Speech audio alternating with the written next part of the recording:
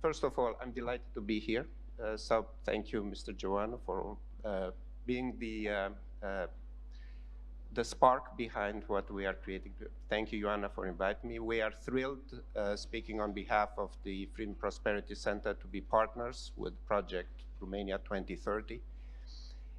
Let me start with a very general question, and then I will tell you a little bit about the results of our analysis as they regard Romania.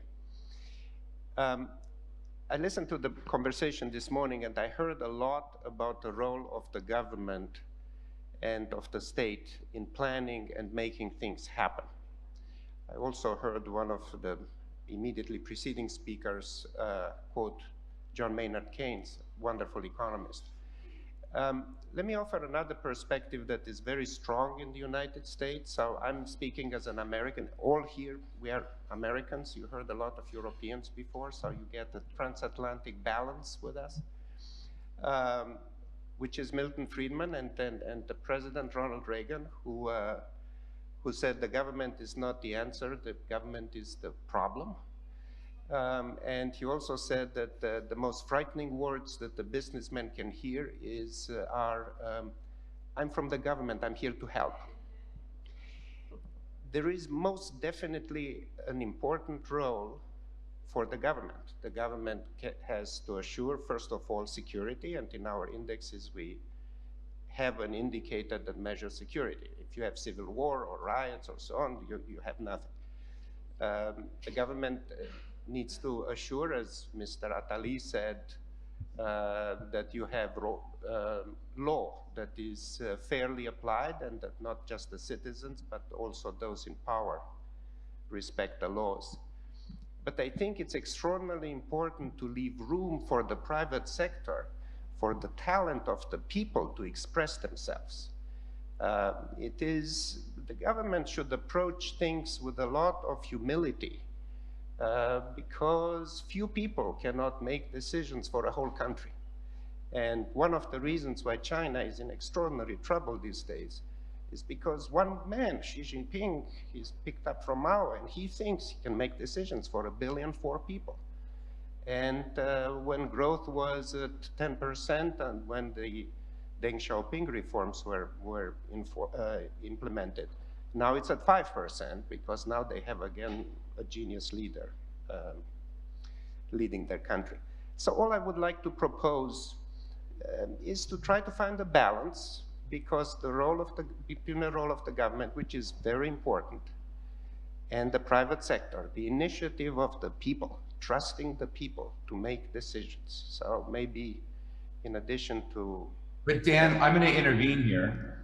I'd love to hear the nature of your report, because I think when you talk about China, I mean, I largely agree with you, but at the same time, I'm just going to be honest, China brought hundreds of millions of people out of poverty.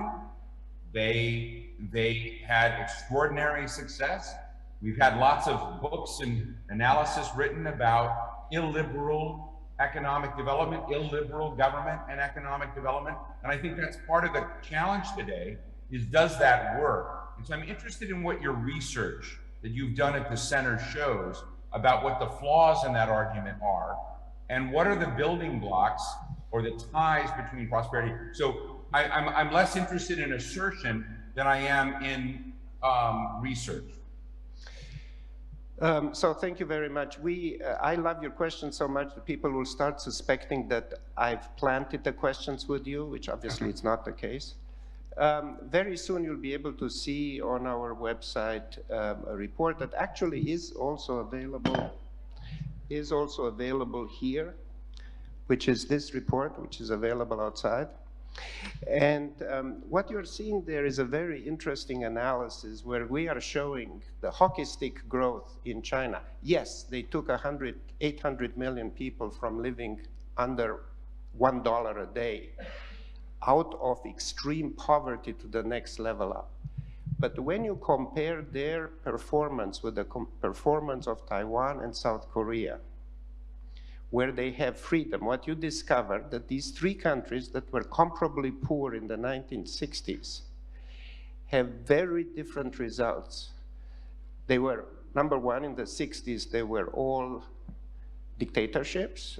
South Korea and Taiwan were military dictatorships. China was a communist dictatorship. So South Korea and Taiwan had at least economic freedom, and they had legal freedom. The legal system was independent.